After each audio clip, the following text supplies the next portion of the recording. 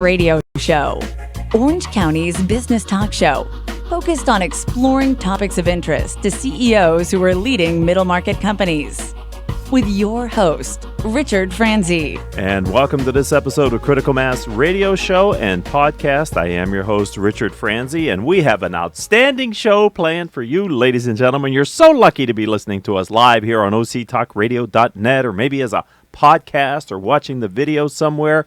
You know, with a one-of-a-kind distinguished background, managing director of the Salazar Group, David Salazar brings what I believe to be a truly unique blend of expertise and experience to help his clients. What's he do? He helps business owners just like you fight and win the challenge of building a quality business and then selling it. David, welcome to Critical Mass Radio Show and Podcast. Thank you, Rick. Good to see you again. It's good to have you back on the show. He's one of our few returning guests. I enjoyed the interview that we did the last time so much. I want him to come back and maybe dig a little bit deeper into some of these areas. This is podcast episode number 1204. So why don't you explain in your own words, David, what does the Salazar Group do? The Salazar Group is a company that helps owners, business owners here in Orange County kind of realize their dreams of exiting and selling their businesses. And we focus on businesses that are $5 to $50 million in revenue, so kind of the lower middle market as it's described, but just locally, companies here in Orange County. How did you get into this? You know, I have a unique background. I was a former president and CEO of a medical device company, worked for Procter & Gamble and Baxter Healthcare and a variety of companies. But I also worked for C.B. Richard Ellis as a broker, and I have about over 15 years experience as a broker. So it's a unique experience for me. And what led you to believe that this was the right next chapter for you to be in this space, being in the M&A space? You know, there's a challenge that business owners have, and they really don't many times realize that there are experts buying your company. I mean, these guys do this all day long. They're very bright. They know how to do this. But sellers really, do it once in a lifetime. I mean, you take 20, 30 years to grow your business and finally get to that point where you want to sell it. And you really need someone on your side. You need an advocate for yourself to make sure it's successful. So you're on the sell side? Yeah, we're only on the sell side. So we don't work with buyers very much. It's really with sellers that, like I said, businesses kind of $5 to $50 million in revenue. And that was a conscious decision by you as an entrepreneur to be on that side of the transaction? Yes, it is. And there are a variety of brokers. Some represent buyers, but we focus on specialized representing sellers. Can I ask you why you chose that side of the transaction? What is it about representing the sellers that got you going and got you excited? Well, like I was mentioning, Rick, there's really two sides of the transaction, and you've got experts on one side, and you have people who are just doing this once or twice in their life on the other side. And so I have a real passion for helping those people and making sure that things go well, and we have a proven process that works, make sure all the I's are dotted and the T's are crossed. And so representing sellers on this very, very important transaction is really very enjoyable for me. We're talking with David Salazar. He is the founder of the Salazar Group. We're talking about his business, and we're going to talk about selling a business and that, some of his deep expertise. So I'm wondering, you say there are professionals on the other side of the transaction. So in your experience, when a business owner who's worked so hard to create their business wants to sell it, it generally represents a reasonable portion of their net worth. Is that true, David? Sometimes 100%. 100%. But most people want to sell either because of retirement or they're burnt out or they want a liquidity event. They want to diversify their net worth and take some of that 100%, reduce that down to a lower amount and have cash in the bank, and they feel more comfortable with a more of a diverse portfolio. I like what you said earlier. I use the phrase, we don't do well what we don't do often. And to your explanation on the buy side, they're doing that frequently, if not continuously. On the sell side, it's once in a decade or 20 year or longer. And so they really don't have the experience to properly represent themselves, do they? They really don't. And a lot of them have trusted advisors, such as attorneys and CPAs and other people to help them, but those people aren't in the market every day either. So you really need someone who's thinking about this 24/7 and really cares and wants to help you out. So when you were on our show previously, I believe it was that time or in one of our conversations where I attribute this to you, where you said in some ways, in spite of all that, it is a bit of a seller's market now because of the positive economy and the performance that companies have had over the past few years. You know, Rick, it's kind of amazing to see how much money is poured into private equity. Okay. And you have these private equity groups now that are forming. Literally, there's a $1 trillion, as I understand it, sitting on the sidelines, waiting to be invested into private, smaller firms. And they feel the stock market is kind of at its peak, and they feel other real estate's at its peak, and so they want to invest in businesses and get a chance to grow that business and then resell it down the road for higher profit. So in your experience, because you've probably seen a range of people call you or email you, text you, or friends say, hey, I know somebody who wants to. Is there a general sense that you have, David, about how long before a seller is ready to sell the business do they start thinking about selling the business? You know what I mean? Unfortunately, it's usually a little late, Rick. We really want people to start thinking about selling their business really 2 or 3 years ahead of time. The more time, the better. And as a matter of fact, it's my philosophy is that you should be ready to sell your company at all times. Okay. You should know the value of your business at all times. And you're constantly working on improving it, not only working in the business, but working on the business. And so that when that buyer comes around, whether it be a specific choice or that a strategic company that happens to want to buy you, that you're prepared and you don't have to wait 3 more years to actually do the sale. So you said something that I wanted to peel back a little bit. Be ready to sell and kind of know the price. Is it your experience from talking to these folks that many of the people that are listening to our radio show who may own a business that fits in your niche actually have an accurate understanding of what, if they were going to sell their business, it could sell for today? Is it your experience? Yeah, they really don't. Unfortunately, when you spend 20 years doing something, you really think that your baby is absolutely beautiful, and when you find out that there are some flaws there, you're kind of surprised. And we call this, this gap, this valuation gap, is where you think it's worth versus what the market thinks it's worth, and that gap there is difficult to overcome sometimes. So okay, so help me to understand based on your experience in this space. When you have that initial conversation or a subsequent conversation with a business owner where you go, well, Paul, I know you think your radio station is worth X, but based on these factors, it's kind of worth X minus 50%. How do they react to that? Well, for a variety of reasons, they're understandably upset about it. They planned on walking away with $10 million, and you're only telling them it's $5 million. And so there's a gap in their retirement plan. There's a gap that needs to be filled somehow. And then they have to get used to the fact that buyers are only going to offer the 5, not the 10 million. And they take it personal sometimes, and you really can't. This is a business. These are transactions. These are professionals doing these transactions. So you have to realize that whatever the market value is what your business is worth. So, that sounds like a best practice is to know the value of your business as early in the process, maybe always. If you don't know it now, you should learn it soon. What's a way that a business owner could get a qualified sense for what the business is worth without maybe having to engage the people who are used to valuing businesses to sell it? Maybe they just want to get an estimate or a model of what the business might sell for. Yeah, what you can do is you can get a broker opinion of value, which is someone who's in the marketplace, who has comps, comparable to other sellers, sales that are going on, and just that broker opinion of value is not nearly expensive as a valuation would be. An evaluation, of course, you would use in court or divorce or something like that, and that costs tens of $20,000, $30,000. But a broker opinion value is much less, and it just gives you a good feel as to not only what your business is worth right now, but how could you make it better? How could you improve it by the time you want to sell it? How does it do that? How does it tell you how to improve it? Well, they're basically value drivers, as we call them, that buyers are looking for. So buyers are looking for certain type of concentration with your customers, a certain type of customers, making sure your financials are a certain way, that you have upside potential with a strategic plan in place. So these value drivers are what buyers are looking for. And when you have those, they get very excited.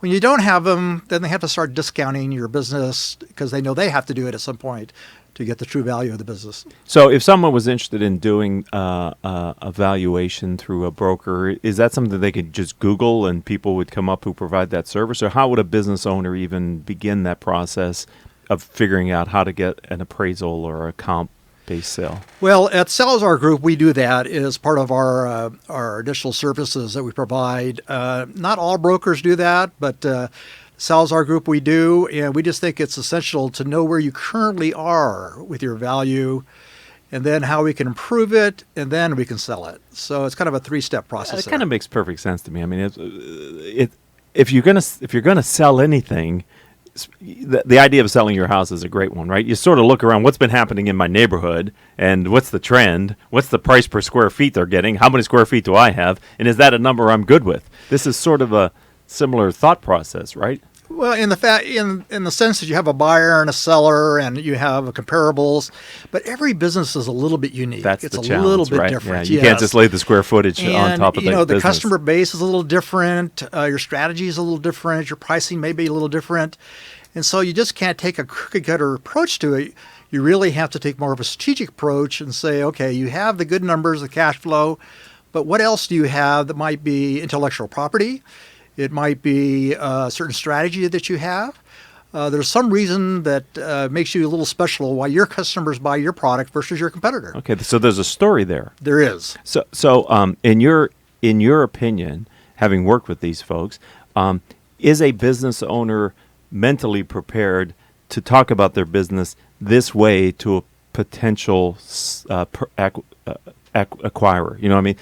Are they thinking that way, or does it take a little bit of training and helping for them to kind of get their talk track right about selling the business, or at least how they would represent their business? Yes, there are specific steps that you can take for this process of getting to the point where you're optimizing the value of your business. And those steps are steps that we have defined after talking to hundreds of buyers of all different sizes of businesses. And we've talked to those buyers and said, what are the 6 things that you're looking for in a business really to optimize it, for a seller to optimize their value? And so we have identified those. It takes a little time to work with the company to get those implemented. Sometimes it may be implementing a CRM system, and that takes a little time and a little investment, but at least you know what the buyers are looking for, and then they can just check off the list when they come to your business and see you have these systems in place. So we're talking with David Salazar. He's a friend. He's a member of the Critical Mass community. He's a repeat radio show guest, having been on before talking about his business. We're going a little bit deeper in the specific area to try to help many of the listeners in our audience who are business owners. I'm not expecting you all to rush to the door and sell your company. I'd like you to do what David said, have your company in a position to be sold at any time, because some percentage, I'm sure, David, of business owners who sell their business are forced to. It's not of their own volition, either health or personal situation, right? I mean, yes, absolutely, Rick. Health is a big one. We get surprised sometimes as we get a little bit older on some of the health issues, and you have to be ready to sell in a short period of time. And if it gets extreme, your family is going to be in a position to sell it also. So you should be prepared at all times, in my feeling, and at least once a year, determine what the value of your business is. Right. And someone can come in and evaluate it and get a good, honest evaluation. So when you say health, I'm sure most in our listening audience, either live on OC Talk Radio or in the future on, I don't know, iTunes or whatever, think, like I get cancer or I have a stroke or something like heart disease.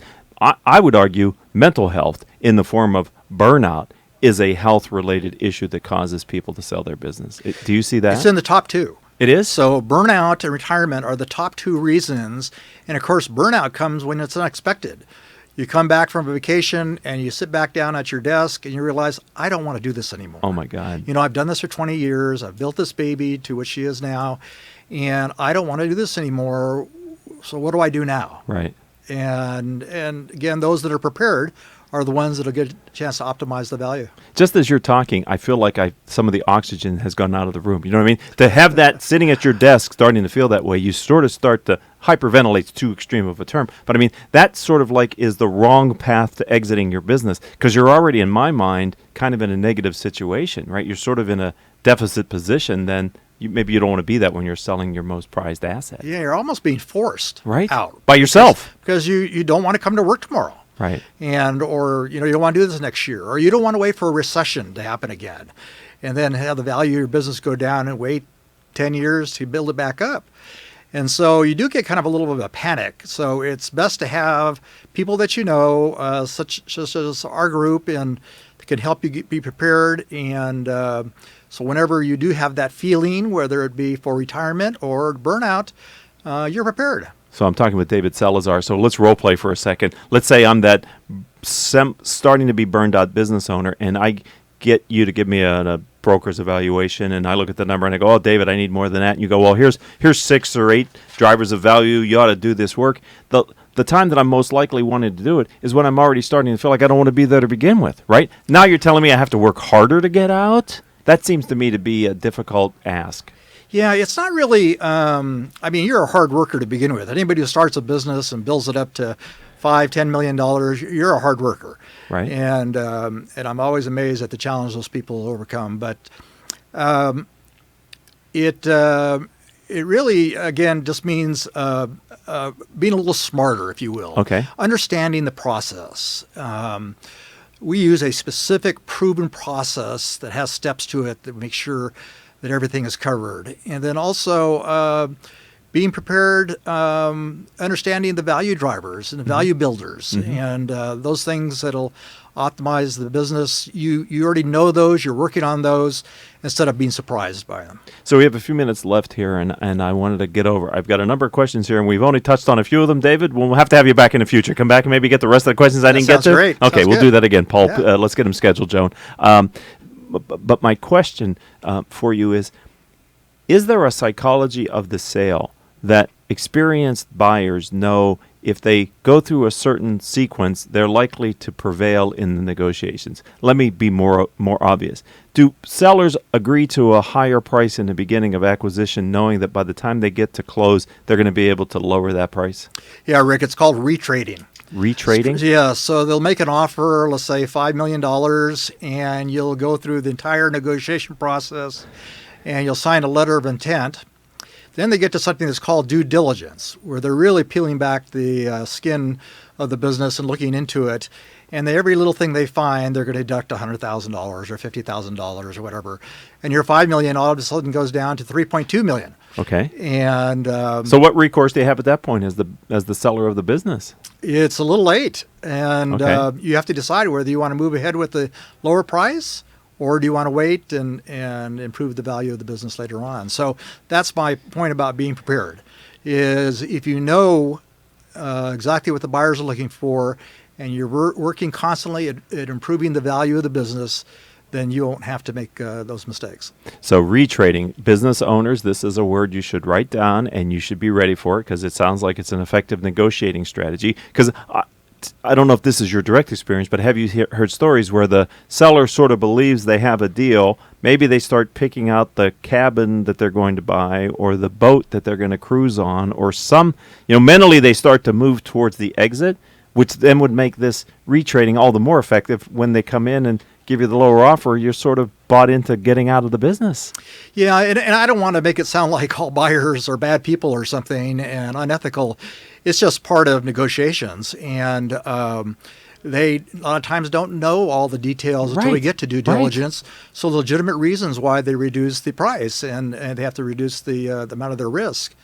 So it's part of the process, and you just have to be ready for it, prepared. Right. And I would imagine the better that you implement the 6 values and drivers of value, the less retrading that might go on, because there's less risk that the buyer discovers through due diligence. Absolutely. If you have advisors up front who can counter any objection that a buyer might bring with evidence that we've already researched, you're going to be in a much better position to not only hold your value, but maybe improve your value. Oh my goodness! You can go the other way. Yeah, you can. You've actually seen it go the other way, David Salazar. We actually have. When I find out that a buyer really needs this business to support one of the other businesses or an industry or something, we make sure we optimize that value. So. Man, what a great thought to leave towards the end of the interview for those of you that are still listening. Hopefully it's all of you that started listening, are still listening.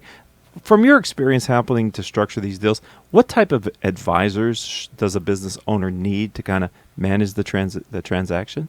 Well, you need a transaction attorney. Okay. So you don't want the attorney to handle the divorce or something or the foundation of the business, but you want a transaction attorney who does this on a weekly basis and has experience there. You also want a CPA who is also involved in transactions. So this isn't about minimizing taxes. This is about optimizing the value of the business and the way the accounting records need to be to show the buyer that everything is in order. Okay. And then thirdly, I would say a financial planner. If you know what your gap is, if you know what you need to do to make sure you satisfy your retirement needs, then of course a financial planner can help you with that. So, what about have you found that all bankers are equally comfortable in helping a business owner transact their business, or are you finding that some bankers maybe are better equipped at helping the business owner? I think that banking is very important in financing, and what I do is I try to get the business pre-approved by certain banks so that when a buyer brings up an objection to financing, we can overcome that. Okay. And we've already addressed it. So that's kind of the dream team then that a business owner should consider, with you kind of being the quarterbacking of it then, right? Yeah, that's correct. And it is a dream team from the standpoint is we're helping the owner realize his dream after all these years. So. Yes. So what a great thought to end on. Thank you for giving of your time. You're welcome. You're a friend of the show. You're a part of our community, a very valued member, and I'm glad that you agreed to come back and share more of a bit of what you know about this very important subject. My pleasure, Rick. And I'd like to thank none other than Paul Roberts, who owns the station and engineers the show, our three producers without whom we could not do the show each week. They are Joan Park, Crystal Nunley, and Haley Stern. And if you'd like to connect with me, let's start on LinkedIn. I'm Richard Franzi, spelled Franzi. And until our next show, I hope all of your business decisions will move your company in a positive direction. You have been listening to Critical Mass Radio Show Business Talk Show, focused on exploring topics of interest to CEOs who are leading middle market companies. With your host, Richard Franzi.